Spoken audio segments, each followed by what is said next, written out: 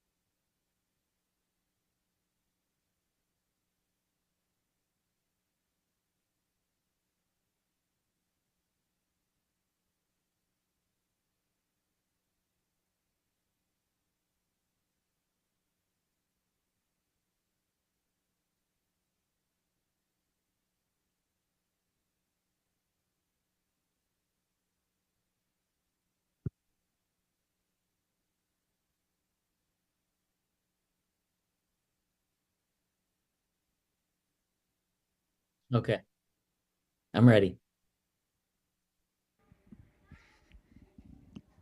He said he's ready, I'm ready. I think we should go ahead and get started. Good afternoon, everybody. Welcome to the North Carolina Museum of Natural Sciences. Welcome into the SCCU Daily Planet Theater. My name is Chris Smith, and I am your host for the Lunchtime Discovery Series. This program is coordinated by the folks in the Office of Environmental Education, which is a part of the Department of Environmental Quality, headquartered right next door across from the museum. We work together every week to bring this program, bring it into the museum, post it online, and give everyone the opportunity to tune in, join us in the museum, and meet cool people who do interesting stuff out there in the worlds of science, nature, conservation, art, and more. We do it all here at the Lunchtime Discovery Series. We get great stories and great insights. So, for today's program, we've got a good one for you. I think it's going to be a fantastic one. Know that we're going to do a little bit of a presentation. So we'll hear from our guest speaker today who's going to share stories and insights, expertise, and then afterwards we'll actually do a big audience Q&A segment. So if you're here with us in the theater, whether you're on the first, second, or third floors, know that you can ask your questions about today's topics. Just wave at me if you've got a question when we get to that part of the show. I'll bring you a microphone if you're down here on the first floor. If you're up on the balconies, you can yell your questions at me later, and we'll get those into the program. But of course, I know we have a lot of people who also tune into this program live on the museum's YouTube channel. Thanks for tuning in wherever you happen to be. We're glad that you're there. Know that you can use the chat on YouTube to type your questions. We've got somebody monitoring the chat to make sure that we can get your questions into the program as well. I'll be taking a look at it as well. So we can have a great big conversation about today's topics as well. Now, for today's Lunchtime Discovery Series, if you're here in the room, everybody's been looking at the screen for a while and seeing Derick Lugo. Derick is joining us from, I believe, out in Western North Carolina, from Asheville. Derick, is that right? Yes. Fantastic stuff. And Derick here is the author of a memoir called The Unlikely Thru-Hiker. He's also the host of the Unlikely Stories podcast and is here to share some exciting stories with us today. But of course, Derick, you being out in Western North Carolina, I have to start off with, how are you doing in the wake of Hurricane Helene? I'm doing good. It was a struggle in the beginning. For the first week and a half, we didn't have power or water, but now we have both. Things are starting to come back together. You can see the community just, joining together and trying to help others that need it the most. So I think that's the blessing that came out of all of this that you can see. I lived in New York during 9/11, and I saw the next day how everyone just united. And when people need to be there for each other, they are. So that's what I'm seeing here. That's fantastic. Love to hear that. Well, we've got a crowd here in the room for you. There's a crowd online ready for stories and insights. So I'll turn it over to you. Oh, thank you, Chris. Let me share my screen real quick. Let's see. All right. Oh, let's go back. Going too far. There we go. All right. So, guys, I am Derick Lugo, the author of The Unlikely Thru-Hiker. It's a humorous telling of my thru hike of the Appalachian Trail. And a thru hike is normally when you hike an entire long distance trail in one calendar year or one hiking season. And when I did it, I had zero experience. The first time I hiked was actually when I got on the trail. Um, and a lot of things happened. So when I was done, I felt the need to share my story and write a book about it. And it changed everything for me. Currently, I'm writing my second book. This is not the title or the cover, but the subtitle is Continental Divide Trail Journey. And it's about my through hike of the Continental Divide Trail, which goes from doors was what you see here, buildings. The closest thing to trees in the outdoors was Central Park when I used to just run there, and going to outings was going to Yankee Stadium. Yeah, I'm a Yankee fan. I'm hurting a little bit, but they did win yesterday. And going to Coney Island or the Far Rockaway Beach, that was the outing, like going outdoors. But I never thought I would ever hike in the woods, because we would never think of doing anything like that. One, because for us, it wasn't accessible. We didn't know how to get there. There was no one telling us all the good that can come from the trail, and how we can have access to hiking, camping. Again, I've never done anything like that. Never pitched a tent. And the first time I did it was on the trail. So you're probably thinking, then how did I find myself through hiking the Appalachian Trail? Well, I'm a big reader. Uh, and if I'm that guy that if you recommend a book, I get it right away. I was just at a bookstore 2 days ago, and I spent over $100 just getting books. I love books, and someone handed me this book, a Bill Bryson book called A Walk in the Woods, and they said, "Read this. It's funny." They didn't mention anything about the Appalachian Trail or anything. They just said it was funny, and yeah, it was humorous. But the one thing that stuck out for me was this trail that the author made sound so challenging. And I said to myself, wow, I would love to do that one day. But it was almost like a pipe dream, like wanting to travel around the world, run a marathon, or hike the Appalachian Trail. It wasn't something that I thought I would do. But the only thing I knew about it was from the book. So the Appalachian Trail goes from Georgia to Maine. It's roughly 2,200 miles, 14 states, and it takes about 5 to 6 months. And it took me 6 months to through hike the AT. So when I had started telling my family and friends that I was going to through hike the Appalachian Trail, again, it's something that the people that are around me in New York City, my family, my friends, they were like, "What are you talking about? What's the Appalachian Trail? Why would you want to be in the woods for 6 months?" And the reaction that I would get looked like this. So I'm going to actually read a short part of my first book. This is Nina. She's the first person I told about wanting to through hike the Appalachian Trail. And this was her reaction when she heard that I wanted to hike the AT. "Okay, why would you want to do that?" she says, frowning. "What? Because I can, because I've never done anything like this before," I say. Is she messing with me? "It's an adventure, something I've wanted to do for a while." "You never mentioned it before," she shoots back at me as if catching me in a lie. "I'm sure I did. Look, that's not the point. What are you going to eat? Will you have cell service so you can order food? Do they deliver out there? She barrages me with questions, ignoring my efforts to explain. I will bring a cell for when I'm in town, resupplying, and if there's an emergency. I'll be on top of mountains, which I think will be outside of delivery and maybe cell service. I say, truthfully, not knowing the answer. I don't know about this. How long will it take you? She asked, unable to grasp the thought of me doing something so out of character. I'm going to try to do it in 5 months. I say proudly. You're going to live in the mountains for 5 months, she repeats, squinting her eyes at me as if I were too far away for her to see.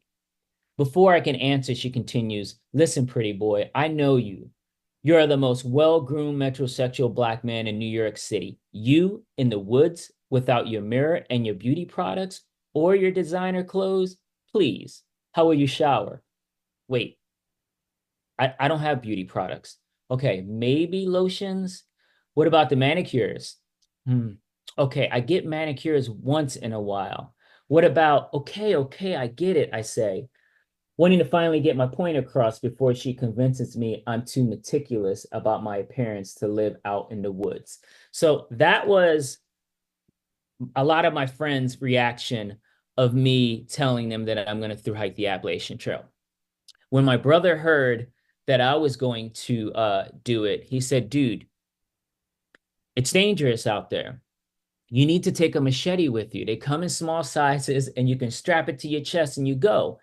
And I said, dude, there's no way I'm going to go out there with a machete. There's a big difference between a hiker in the woods and a dude with a machete in the woods. And worse yet, a guy with locks and a machete in the woods. So I already knew that it was going to be difficult for me to be out there. And I wasn't sure if people like people like me, like being from the city and having zero experience, are out there. I had zero idea. But then little did I know it was more than just that. So once I got on the trail, and this is me on the first day on the trail, and everything I'm wearing is brand new. My backpack is brand new, clothes, everything in my backpack I've never used. So I didn't get a chance to test it out. Normally, when you thru-hike a trail, you'll have years of experience, months, or at least you try out your gear. I didn't try any of it out until I actually started hiking. And on my first day, I learned how to learned how to pitch my tent, learned how to hang a bear bag, my food bag. I learned how to use a mini stove. All the things that I needed to do to survive out in the woods, I learned, I would say, the first few days on the trail. And I also, again, I didn't know if I liked hiking. So I quickly learned that it was more than just hiking on a trail. It was a lot to do with the outdoor community. So I originally thought that I was going to be alone in the woods hiking and I wouldn't see anyone. Within the first few days, I found myself with a group. And the great thing about this is that everyone knew I had zero experience. I didn't have to say anything. It was like a big marquee on my forehead that said, this guy has zero experience. But there was no judgment out there. And that was a surprise to me that being from New York City, people can be judgmental. But out on the trail, we're all doing the same thing. We normally in the real world, you need that kind of like that icebreaker when you first meet someone. But here on the trail, the icebreaker is actually doing a thru-hike. And within a day, you're friends with people. Next day, you're best friends. And after that, your family. So the one thing I discovered on the trail is that there's a beautiful community out there that will take care of you if you need help. So I ended up finishing the Appalachian Trail. Along the way, I realized that, well, others were telling me that I was, they were very happy that I was on the trail. And I would say, well, I'm happy you're on the trail as well. Not realizing what they were saying was that I was the only person that season, the only person of color that season to hike the Appalachian Trail, which was kind of sad for me because I didn't realize that was a thing. Another thing I didn't know about the Appalachian Trail.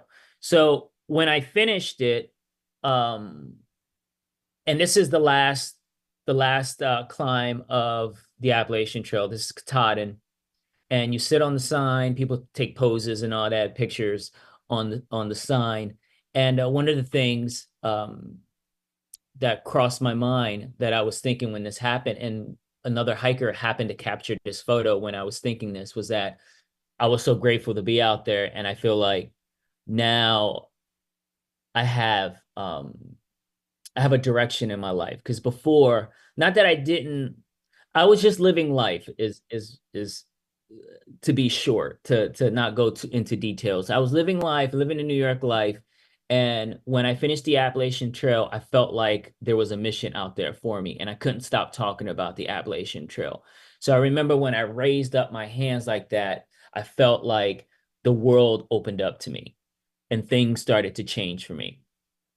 And there were doors open for me. There was opportunities there that I didn't see before. They may have been there, but now that I had a story to share, now that I couldn't stop sharing about the outdoors, there were many opportunities. One, I started writing about the Appalachian Trail. Um, I was a writer beforehand, before that, but I never had anything that I thought I could share with others. It was one of those things where, like, I'll write, but this is really for me. When I halfway through the Appalachian Trail, I knew I wanted to write about it and share it with others. And another thing, I started doing a lot of talks about the outdoors. So while doing that, um, I went, I was on the Appalachian Trail for 6 months.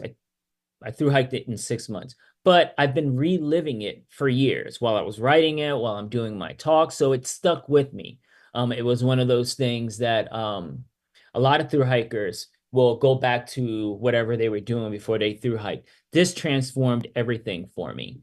I went from being just a city slicker, someone that just, liked to dress nice and just, I had to make sure, like when you're on the trail, when you're through hiking, a lot of times you don't get a chance to shower. You may go days. But I never wanted to do that when I was on the trail.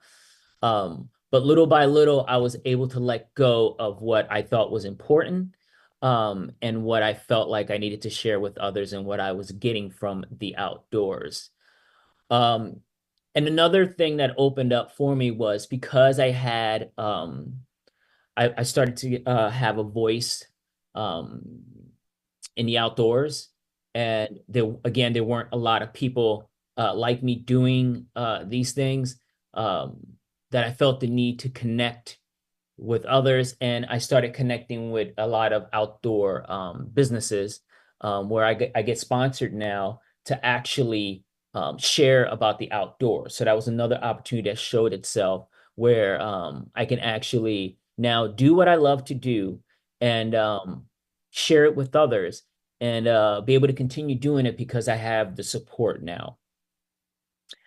2 years ago, 10 years after I through hiked the Appalachian Trail, I decided to hike the Continental Divide Trail. Now, out of the three trails, you have the Appalachian Trail, the Continental Divide Trail, and you have the Pacific Crest Trail. Out of the three long distance trails, this is the hardest trail to do. I felt the need to get back on the trail.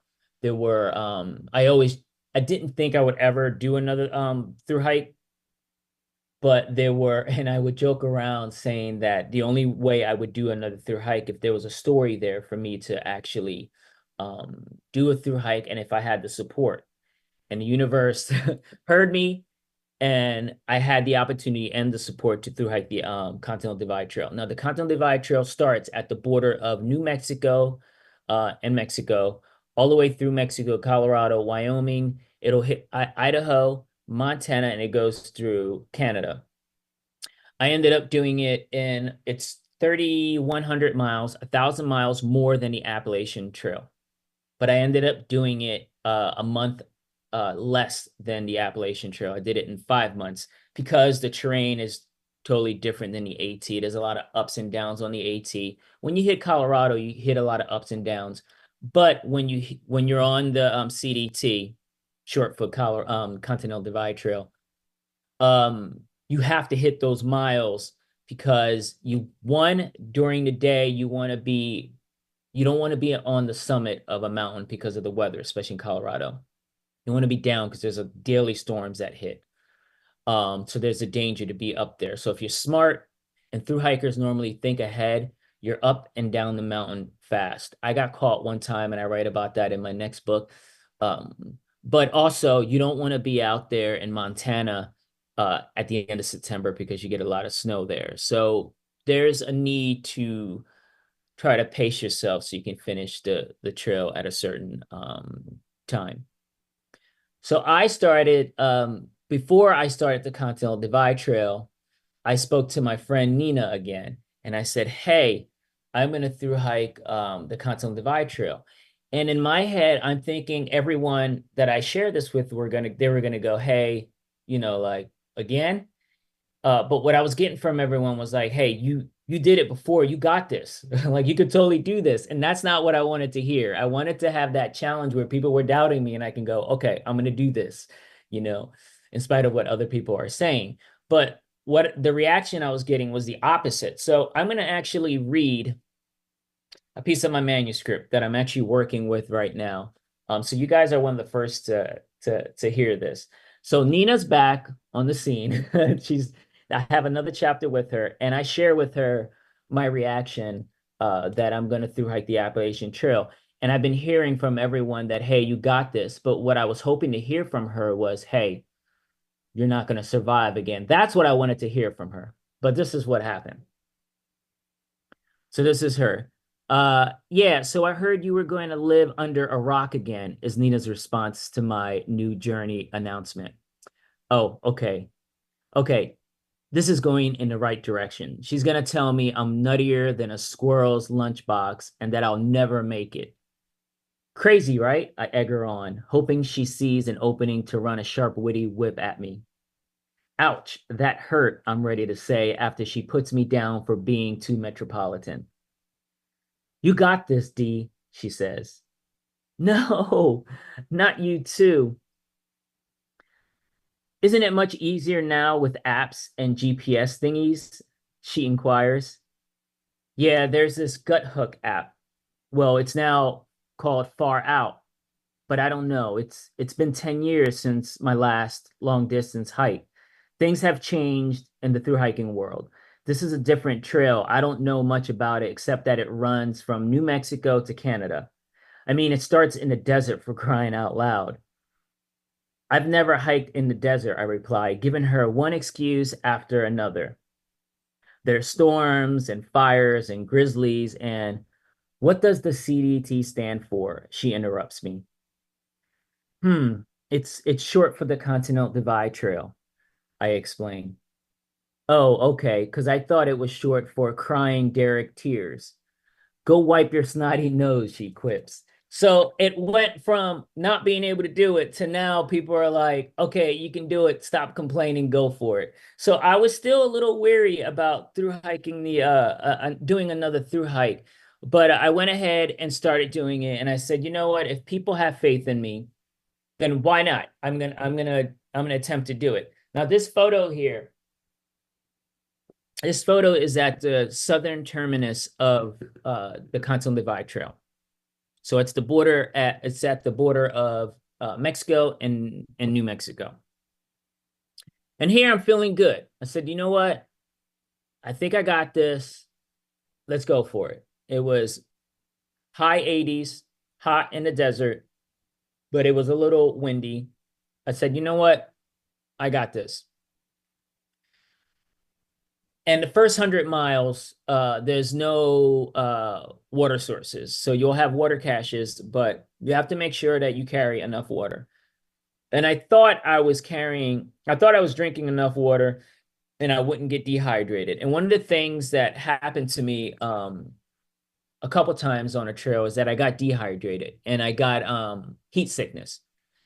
And a friend of mine told me that once you get heat sickness, you're prone to constantly getting dehydrated. So during this time, I didn't realize that that was a thing. So although I thought I was drinking a lot, I wasn't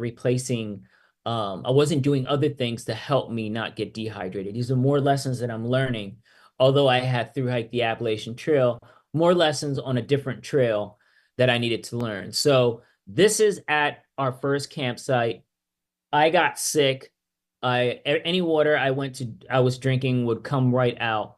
I'm laying in my tent. I barely was able to put my tent up. It was windy. So I said, look, I just started. This is my first day. I need to figure this out. I need to figure out how to hike in the desert. So one of the things that I was able to figure out was I had this sun umbrella that I wasn't able to use on the first day. Now, the sun umbrella is very useful out there because it reflects the sun, and believe it or not, it does feel a bit cooler under that umbrella, and you don't have the sun shining on you. So I was able to use the umbrella. I started feeling a bit better, and I started, trying to figure out other ways where I can actually hike, because not only did I have the 100 miles of this desert I needed to hike, but I also had 100 more further along the trail in a few months. So I need to figure this out, and I need to figure it out quickly. And one of the things that another hiker mentioned to me was, why don't you attempt to hike at night? And and the thing about that was, I don't like hiking at night, but I didn't realize that it's different in the desert, because when I night hiked on the Appalachian Trail, you're surrounded by trees and it's dark and it's kind of scary. You hear things and you see with your headlight, you'll see eyes, you'll hear things running. And in my first book, I talk about how I heard something crash and how I kept seeing these eyes, like glowy eyes, and how it was pretty scary. But when you're in the desert, we started, it was a full moon, and there was a bit more light than normal. And it's just open. So you're not in the woods. It's just open and it's beautiful. The stars. And also I was hiking with other people, so it made it pretty comfortable. I always suggest that if you're going to do a through hike, try to, even a day hike, if you're going somewhere where you're not used to, it's a new trail. I think it's always a great idea to have someone there with you for support and company. So ended up being a great night hike. I did that a few times, was able to finish that section because I adjusted the way I through hiked. Another thing with this through hike was that there is also an outdoor community here. And I met these guys along the way, connected with them, and now we're friends for life. There was there was a few more difficulties on the trail. There's a section that's called the Gila River section, where you cross the river, the Gila River, over 200 times. In fact, I counted how many times I crossed the river, and it was 249 times. And we did it that section took about 5 days to complete. And in the beginning, it was a struggle for me because I was trying not to get my boots wet. So I would take my shoes off, but we were and try to cross with like Crocs. But we were crossing so much that it slowed me down trying to just do that. So eventually I would just walk right through, and hopefully when I was all done with this, that my shoes would dry fast enough. But we made the best of it. There's a saying that you should embrace the suck when you through hike. I don't say that. I say acknowledge it and then kick it to the curb, because I don't want the suck to stick on me. I'd rather just know it's going to be there and then let it loose, let it go. So the Continental Divide Trail, I've never been on a trail where I was actually this high up. When you're in Colorado, you start at like 10,000 feet, and then you're averaging at 12,000 feet. The highest peak is 4,000. I should say 12,000, and then 14,000 is the highest peak. And I started seeing these amazing views that I've never seen before. Now you see the snow on top of the peaks. Didn't realize that I was going to end up being there um, up that high with snow. Luckily, in that the section I hit didn't have that much snow, but it was still a thing where we had to be careful when we were in that high up because there was a possibility that we were going to see a lot of snow. I also, this is actually Yellowstone. This was one of the coldest mornings I've ever had, where my feet were hurting because it was so cold. And when you're hiking so early in the morning, everything's wet. So your feet's getting wet, your socks are getting wet. But I was able to throw up this fun pose. And also, when you're out there, I think this was right before it started raining. But you get a lot of bad weather, so you're actually trying to race to get to the top of the summit of whatever mountain you're at and then race back down, because if you stay too long on top of the mountain, then that could be trouble. Now here I'm smiling, right? And I'm here with two of my hiking friends. But I have this thing called I get vertigo. And I mentioned a little bit about it in my first book where it happened a couple times, but it really affected me here because I'm hitting higher elevation. And there was a section where we were at 13,000 feet and we were really close to hitting we call them 14er. When you hit a mountain that's 14,000 feet. And that's a treat for through hikers. And I decided, you know what, I'm going to do this. I'm going to try to face my fears. And what happens to me is that if I'm climbing a mountain and there's nothing to my left or to the right, when I say nothing, I mean like if there's no trees that where I feel safe enough, like if I trip, I'm like landing on it, not falling off a mountain. Here, you're actually climbing and it's steep, both sides. So I would get a little dizzy unless I focus on the ground. And my friend here decided, and actually, let me backtrack a little bit. If I didn't actually do this 14er, these are views that I would miss. This is what I would miss out. I think I have a video here that I want to share with you guys. Hopefully it'll play. And I felt like this would show you guys kind of like what I was seeing, because a lot of times photo doesn't give it justice. And this is what I was seeing. This is a 360 view of what I was seeing. And this is what I would miss if I didn't actually climb. And it was an extra mile and a half to climb that 14er. That's my view. That's all you're seeing is just mountains as far as the eye can see. Okay. And so my friend decided, okay, going down with vertigo, going down is a little more tricky because I'm looking down at the sides. At least I can focus on just down. I'm climbing. I see the sky, but I'm actually looking down. So my friend decided that if I hiked close to him, right behind him, that it would help, which it did. I just looked at his feet and it helped along the way. There was a few tricks where you just look at rocks, but I challenge myself sometimes, and maybe it's a little nutty, but I'll look up once in a while because I feel like I'm missing something. And that's when I get kind of dizzy and I have to brace myself. But my friends were there for me. And if anything happened, hopefully they could help me. So this is right after I finished that 14er, and we don't need to go through. How was it? I'll lower the sound. But my point is that when I came down, I was relieved, but also I try to play it off as if I got this, One of the things that I like to share is that, yeah, there's a lot of things out there to be afraid of, right? And then some of the things that we make up in our minds that's scary, like hiking the Appalachian Trail or climbing mountains. We think of the worst thing that can happen. Whenever I'm in a situation like that, and I try to tackle my fears, and when I'm done with it, I always play it off as if, yeah, I knew I had this, but I always make it clear when it's happening that it's happening. And my friends know that when I'm done, I'm gonna pretend it didn't happen. But I like to share it because um, it's good that people see not just the ups, but the downs and how you get back up and tackle the situation. So I want to share this with you guys. There is a section of the Continental Divide Trail called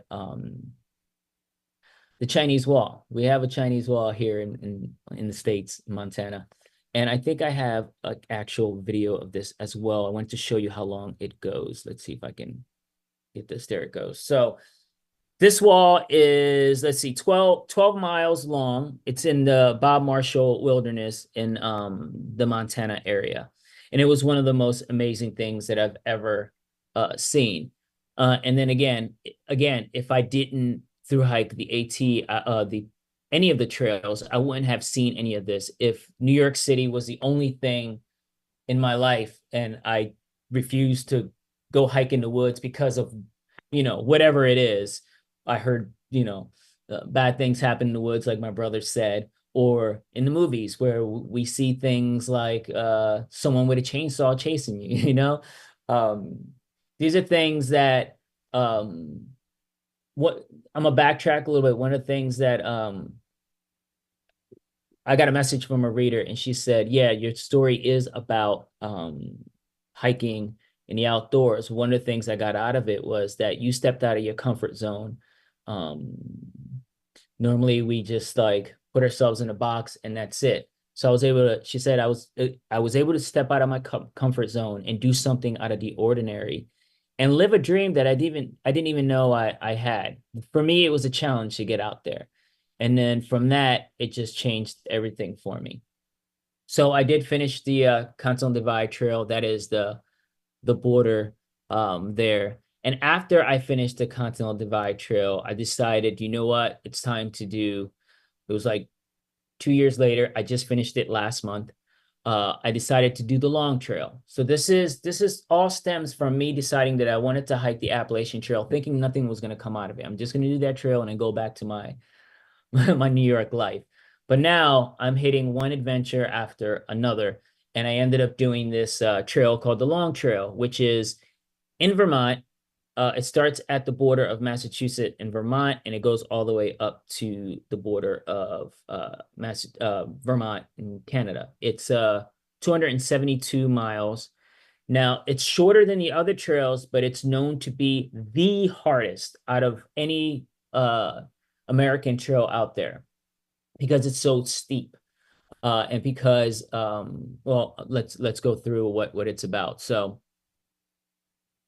when I started this, I decided I had attempted to do this 3 years ago, and I got sick because I was using, it was my fault. I was using, I got dehydrated, wasn't drinking enough water, and I was using a new filter. And I thought, hey, if I hiked the Appalachian Trail and I had zero experience and I tested everything while I was on the trail, I can do it again.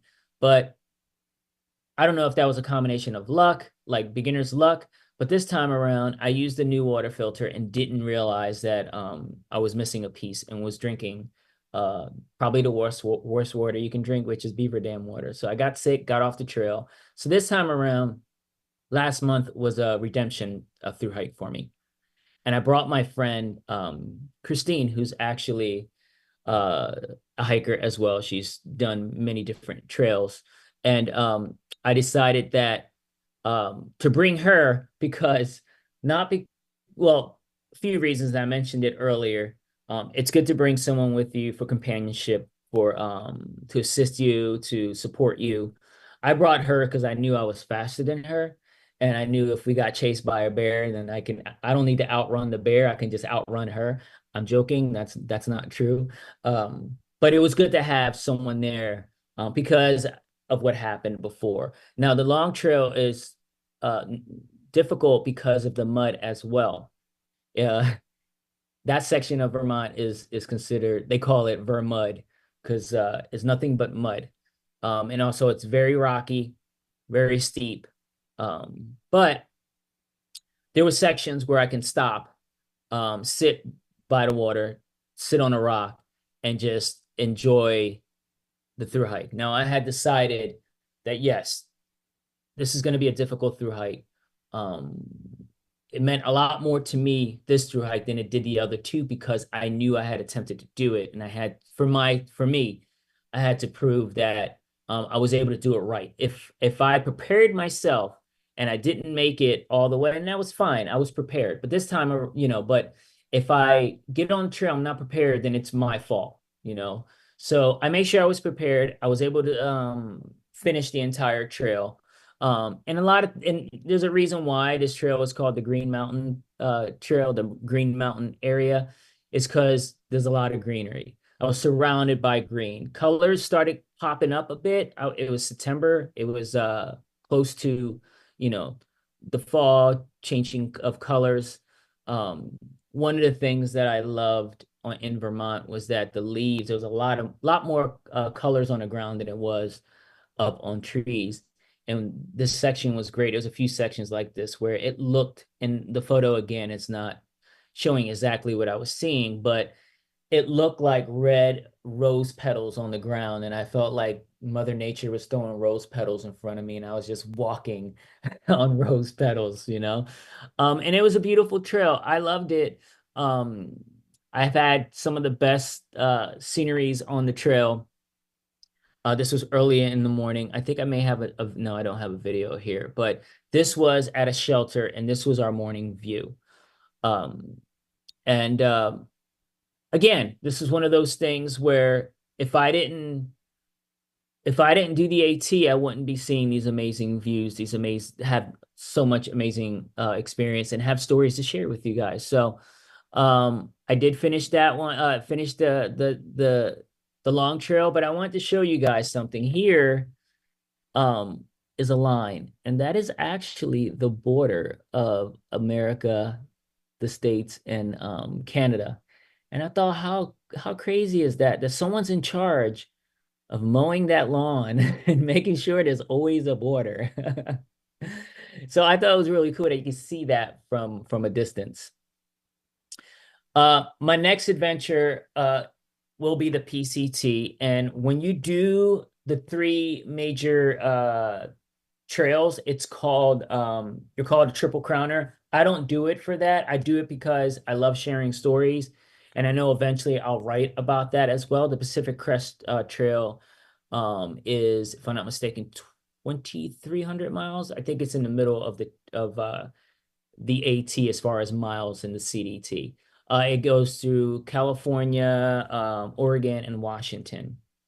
And I'm going to do it. I'm going to attempt to do it next year, and I will have more adventures to share with you guys about that. And I wanted to, that's it with my presentation, but I did want to share my social media because I constantly share updates on my writing process. A lot of people want to know, how do I go about taking the information from the trail and putting it into paper. And it's a combination of things that I do. So yeah, follow me on social media and check out my next adventure. So I'll stop sharing my screen here. I think I already did. And if there's any questions. Derick, thank you very much. Excellent stuff. Gosh, I mean, just to have you on and see some of the gorgeous photos that you got from all of these experiences is enough. But to also pair with them some of the great stories you've got, the people that you met, and the what you've been able to gain from those experiences, and hearing that as well is just really, really cool. So, Yeah. everybody, if you're here in the theater with me and you've got questions, just wave at me. If you're down here on the first floor, I'll bring you a microphone. That way everybody in the room can hear. If you're up on the balconies, just wave down at me if you've got something you want to ask, or just wave. That's fine too. And then when I see you wave, you can yell your questions down at me, and we'll get them into the program. I see a wave right here, so we'll go with our first question. Yeah, Derick, thanks for the presentation. Quick question. What was your trail name? How'd you get your trail name? And could you give us an example of some trail magic you might have experienced? So what the question was, what's my trail name and how did I get it? Correct. Okay, I didn't name myself. But if I was going to name myself, it would be this trail name. So my trail name is Mr. Fabulous. And the reason why it's Mr. Fabulous is that, again, I had zero outdoor experience. And I joked around that, I wish I had a full length mirror that I can pull out of my pack because I was going to stay groomed and make sure that I shave because hikers are known to like grow beards and not shower. And I said, no, I'm going to give myself bird baths and whatever water source I found. So I joked around about like trying to stay metrosexual on the trail. And then a hiker was like, yo, you're a Mr. Fabulous. And I was like, no, there's no way I'm going to use that trail name. And I want to share this story because this is like, one of the reasons why I kept Mr. Fabulous. So I was hiking on the trail first day, second day of using my trail name, and it was a group of older hikers, maybe a dozen of them, and they were going the opposite direction I was going. So I was going north, they were going south. I stepped aside, we talked a little bit. They found out I was through hiking. They were asking me questions, wishing me luck. And the last person, she was older than all of them. She had an aide with her. She had a cane. She was short. She was old. She's like older than the Appalachian Trail. She's like 100 years old or something. But she was so cute, came up to me and she was like, so she heard I was through hiking and she asked me what my trail name was. And I said, ma'am, um, it's Mr. Fabulous. And without missing a beat, she goes, oh my gosh, I've been waiting for Mr. Fabulous my entire life. And she reaches up, pulls my face down to her and kisses my cheek and walks off with a little pep in her step. She's like twirling her cane. Her aide is chasing after her. And I'm like, is Mr. Fabulous like the cure for old age? Like, what's going on here? Like, she made me feel good when I was like feeling like kind of like, not comfortable using that trail name. But everyone I talked to, like when they asked me what my trail name is, I felt like what I thought I was gonna get, like, why would you have that trail name? It didn't happen. They were smiling, want to know like where the trail name came from. And it was just like, it's a good feeling, it's not about me being Mr. Fabulous. I always wanted a trail name that had a story behind it, and that's what it is. So when I got on the Continental Divide Trail, you don't need to keep the same trail name. I wanted to because I knew I was going to write about it and I wanted people to follow along with what Mr. Fabulous, where he was through hiking and what's next for him. But my trail name evolved, and a lot of my friends and people that were hiking around me weren't calling me Mr. Fabulous. They were calling me Fab. So, they're like, hey, Fab, instead of like Mr. Fabulous, like they didn't need to be, formal out there. It was one of those things. So I started introducing myself as Fab. And if ever anyone gave me a look, I would go, hey, it's short for Mr. Fabulous, but we don't need to be formal. So I do Fab now. I'll always feel like it'll stay that way, like Mr. Fabulous or Fab. But again, there was a story behind it. And I don't feel like I'm Mr. Fabulous. I just feel like the story and the situation and how, if you've read my book, why I have that trail name. So that's what's up. I love that. I love the evolution of it too. As your journey being in the outdoors and doing multiple trails has progressed, so has your trail name. Yeah. Just those subtle changes too. That's a great theme to carry.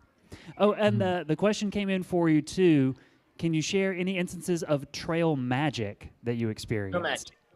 Yes. So for those of you who aren't familiar with trail magic, it's when someone on the trail, maybe someone local in a town that you're at, shares something with you that will help you along the way with your through hike. So a lot of times, you'll see coolers by a trailhead, and there'll be drinks, sodas, snacks, treats. Because when you're through hiking, you're burning a lot of calories, thousands of calories, and when you're out there, it's hard to replace it. So when someone leaves food, that's trail magic, and whoever leaves the food, they're trail angels. But for me, the best trail magic is when I need a ride into town. A lot of times, the trail is maybe 5, 10, 15, 20 miles away from the town. You don't want to do those extra miles. And if someone picks you up, gives you a ride, that's trail magic. But my ultimate favorite is when I'm hiking. This happened on the Appalachian Trail in the New York section. We were going through a heat wave, and there was not a lot of water, like the water source was all dried up. But locals would leave gallons of water by the trail, and that's how I was getting my water. So that was trail magic. So whenever someone assists you on the trail, um, that's part of trail magic. So, and I've gotten some amazing trail magic. And again, my favorites are when I really need it. I don't assume that I deserve trail magic, but for me, if I need it, and if I find myself in a tough situation and someone's there that helps me, and a hiker could give me trail magic. There was a time when I was low, I didn't have snacks, and I didn't have anything to, like, get me to town, and someone had an extra energy bar and I had extra water, so we exchanged, so that's part of trail magic. It's all about giving. It's all about, uniting and trying to make this amazing thing we call through hike into something, even greater than we are. A question that came in online for you. Somebody wants to know if you think you'll ever do the Mountains to Sea Trail across North Carolina, since we've got over 1,000 miles of it. Yes, I would love to do it. It's, what is it, 1,100 miles? I would love to do it. I need to first do the PCT, but yes, I will do. I don't know if I would do a through hike of it. I may do sections of it, but do the entire thing. But who knows? If there's a story, an opportunity, I'll do the whole thing all at once.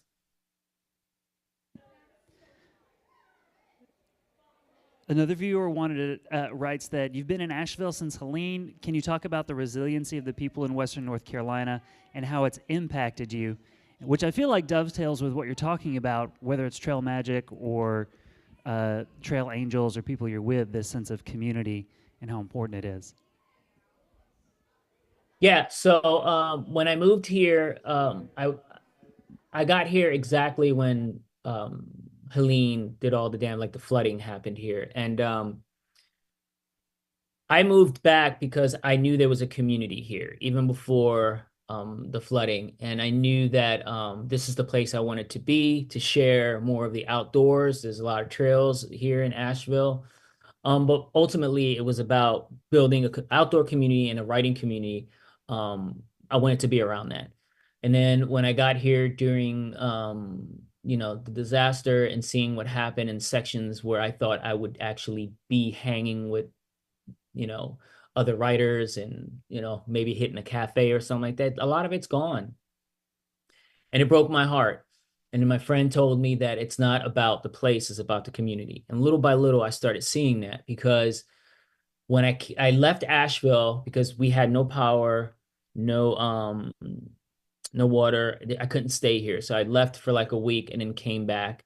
But when I came back, I brought some supplies with me, food, for people that needed it here. And when my outdoor community friends, my followers, my readers heard about that I was doing that, I didn't ask for donations. They started donating, and they said, "Hey, here's a couple dollars, get more." So I ended up I got a bigger truck. I was just going to come in a van, got a 12-foot truck, put all these extra supplies, food, water, everything that we needed at the time, and brought it in to Asheville, and was able to take it to a church. I've given it to different organizations that are helping along the way. And I'm seeing how, yeah, there's still devastation. We haven't built everything yet, but what I'm seeing now is how people are trying to make it as normal as possible, where we're clearing the roads, we're clearing the trees, we're helping each other. I was in New York City during 9/11, and it reminds me of that, where New Yorkers normally, we mind our business. Like, we're always doing our thing. We're too busy, no one stops and says hello, unlike on the trail, But after 9/11, everyone was just the friendliest. So I'm seeing that here in New York. And yeah, if any good came out of it, it's that we're seeing the good in people. That's fantastic. just great stuff all around. I'm curious. I've got a question, maybe one that can take us to the end of our program today, is that you've been through hiking now, doing these long trails for several years. You've got a handful of them under your belt, Appalachian, CDT, more in the works. How have you seen the through hiking, being outdoors change over time? Since, maybe from that moment when you were like, I'm going to hike the Appalachian Trail and I have no clue about any of it, through to now you've done several of these, you've met lots of people, you've become a part of this outdoor and hiking community. How have you seen that change and shift over the years? So the AT I did in 2012, and then I did the Continental Divide Trail. I did it 10 years later. So it's a big change.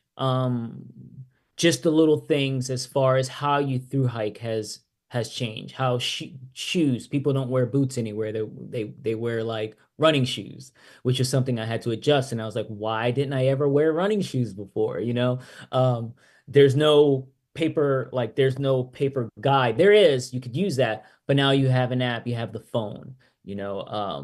That's how I got through the Continental Divide Trail. But as far as the people, it's still the same.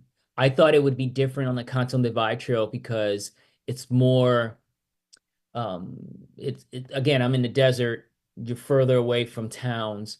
I said, there's not going to be any trail magic. I'm not going to see a lot of people. But it was a total opposite. It was like, I saw a lot of people on the trail. I got a lot of trail magic. When I say trail magic, again, rides into town, water in the desert, just company, So that hasn't changed. What I would like to see change, and I don't know if your question actually was you were going with this, but I wish I would see all different types of people on the trail. My podcast is called, I think you mentioned it, Unlikely Stories Podcast. And I talk about how the outdoor community is made up of a bunch of different communities, not just, white, black. It's made up of a bunch of different. But what I would like to see is that I don't want to be, when I do a talk, be the only person of color in that room. I want to see it more. We talk about this, diversifying the trail, and a lot of times people don't understand that. And sometimes it's a loaded conversation. And it never crossed my mind because I'm from New York City, the mixing pot of the world. I have friends from all over the world. And when I started the AT, I didn't not that I don't see color, but it just didn't cross my mind because I don't think that way. But now I know that not only because I'm a person of color and I look different, but also I still don't look like your average hiker. Like some of the pictures I showed you, I just don't look like your average hiker. So I know I stick out, and I do know that there's a lot of eyes on me because I do talk a lot about the outdoors. And there's not a lot of, how do I word this? There's not a lot of people that are in my situation that look like me, that are doing what I'm doing, that actually are out there doing what I do. I don't know if any of that made sense, but hopefully it did. But yeah, I would like to, it's changing a bit. When I thru hiked the AT, again, I was the only person of color. When I thru hiked the Continental Divide Trail, I saw 2 other people of color, but only 2 of us, there was 3 of us total, only 2 of us finished the CDT. So, and that's 10 years later, so it hasn't changed much. I want to see all different flavors out there. And the reason why I share my story, not to say that, hey, look at me, I'm a unicorn on the trail, but more of like, hey, if I can do it, you can do it, no matter who you are. That's fantastic. Love that. You said wear running shoes, and I was like, wait, that you wear running shoes to do these? I could get it. I've got the boots, but I just need the running shoes. Okay, maybe running shoes. Yeah, it'll change your life. I'm gonna have to consider this. I'm gonna. This is new and exciting information to me. Okay, let's see. Well, I guess that's our time for today. Derick, thank you so much. Tell us one more time, just so that everybody's got it, where they can follow you online and the projects that you've got coming up. Okay, let me share my screen so you can see where you can actually follow me. So, Yeah, that's what I wanted. yeah, so that's my social media. Throughout the platform, all platforms, this Derick Lugo. So I'll continue sharing my writing process. Right now, I have my manuscript that I just got back from my publisher, working on that. And then I'm planning the PCT, which I'm doing in April. So, and then you'll also see, follow along and see when the book comes out. So, yeah. Excellent stuff. Derick, thank you for being with us today on the program. Really appreciate you taking the time out of your day to join us. Thank you for having me. And everybody, thanks for being a part of today's Lunchtime Discovery series. We'll be back here, of course, next Wednesday with another fantastic program. Next Wednesday, we are actually diving into the mammal collections here at the Museum of Natural Sciences. We're going behind the scenes of the mammal collection. So don't miss out. Lots of dead things. November 6th. Right here inside the North Carolina Museum of Natural Sciences with our mammal expert, Dr. Mike Cove. So we're going to have a great time. We're going to see some cool stuff. You can join us here inside the SCCU Daily Planet Theater in downtown Raleigh or tune in here at the museum's YouTube channel. Either way, I hope that you will join us soon. Everybody wave bye to Derick. He can't see you, but we can pretend. Thanks, everybody. We'll see you again soon.